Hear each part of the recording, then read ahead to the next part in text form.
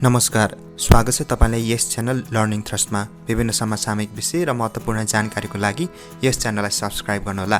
आज पनि हामीले जीवनमा आएका चुनौतीहरूको सामना कसरी गर्ने भन्ने एउटा महत्त्वपूर्ण जानकारी लिएर आएका छौँ। कृपया भिडियो मन परेमा सब्स्क्राइब तथा सेयर गरिदिनुहोला। जीवनमा हरेक कोही व्यक्ति सफलता चाहन्छ, किनकि यो उसलाई राम्ररी थाहा छ कि यदि सही तरिकाले बाँच्नु छ भने सफल हुन एकदमै जरुरी छ।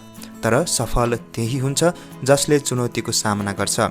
साँच्चै नै सफल बन्न चाहनुहुन्छ भने कुनै पनि परिस्थितिबाट नडराउनुहोस्। चुनौती भनेको तपाईको अग्नि परीक्षा जस्तै हो, जसले तपाईको शक्तिलाई जगाउन मद्दत गर्छ। चुनौतीको सामना कसरी गर्ने? सबैभन्दा पहिले त सपना देख्न सुरु गर्नुहोस्। तपाईले कुनै सपना देख्न थाल्नुहुन्छ तब तपाईमा सपना पूरा गर्ने इच्छा शक्ति जाग्दछ।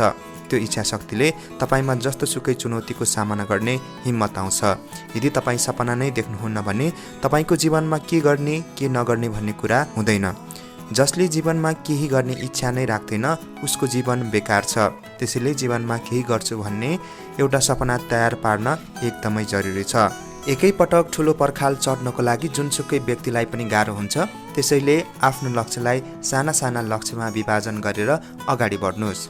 हरेक दिन आफूलाई अपडेट राख्नुहोस्। नयाँ नयाँ कुरा सिक्न लक्ष्यमा उत्सुक रहनुहोस्। यस्ता कार्यले तपाईको लागि सिडीको काम गर्नेछ, जसले गर्दा पर्खाल चढ्न सजिलो हुन्छ। कसैले तपाईले गरिरहेको कामप्रति नकारात्मक कुरा गर्छ भने निराश नबन्नुहोस्। बरु उनीहरूलाई तपाईले गरिरहनु भएको काममा सफलता प्राप्त गरेर उनीहरूको मुख नै बन्द गरिदिनुहोस्। बोलेर भन्दा पनि गरेर देखाउने मान्छे नै महान हुन्छ। असफल भइने डरले तपाईँ कहिल्यै पनि चुनौतीको सामना गर्न सक्नुहुन्न।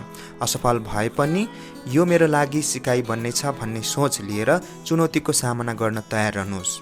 हरेक पाइलामा तपाईले चुनौतीको सामना गर्नुपर्ने हुन्छ। त्यसैले कहिल्यै पनि कुनै पनि चुनौतीबाट नडराई अघि बढ्नुहोस्, किनकि संसारमा जो व्यक्तिहरू सफल भएका छन् उनीहरू पनि चुनौतीहरूको सामना गरेर नै त्यो स्थानमा पुग्न सफल भएका छन्।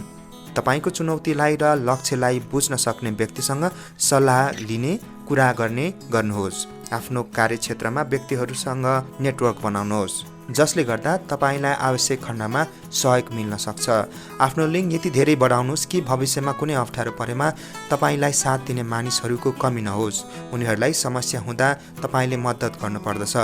तब तपाईँ समस्यामा हुँदा उनीहरू पनि तपाईलाई सहयोग गर्नको लागि आउनेछन्। आफू पहिले कहाँ थिए र अहिले कहाँ छु भन्ने कुरालाई सम्झिनुहोस्। विगतमा सामना गरेका चुनौतीलाई सम्झनुहोस्। चुनौतीको सामना गर्न डराउँदा छुटेका अवसरहरूलाई सम्झनुहोस्। यसो गर्दा तपाईलाई चुनौतीको सामना गर्ने हौसला मिल्नेछ। तपाईले आफूले चाहेको स्थानसम्म पुग्दा जति पनि पाइला चाल्नु भएको छ ती सब तपाईको लागि महत्त्वपूर्ण हुँदछन्। सफल प्राप्त गर्न कहिल्यै पनि सर्टकट बाटो नअपनाउनुहोस्। यसो गर्दा तपाईलाई आफूले चालेका पाइलाहरूमा आएका चुनौतीहरूको बारेमा थाहा हुँदैन र सफल प्राप्त गरे तापनि त्यसको मतलब हुँदैन। मनलाई विचलित बनाउने र नकारात्मक असर गर्ने कुराहरूबाट टाढा रहनुहोस्। सकारात्मक सोच राख्ने व्यक्तिहरूको सङ्गत गर्नुहोस्। सकारात्मक कुरा अध्ययन गर्नुहोस्। सकारात्मक बन्न एकदमै जरुरी छ, किनकि नकारात्मक विचार लिएर हिँडेर तपाईँ कहीँ पनि पुग्नुहुन्न। सबैभन्दा सुरुमा आफूलाई बदल्नुहोस् र समाजलाई बदल्नुहोस्, तब मात्र देश पनि बदलिनेछ।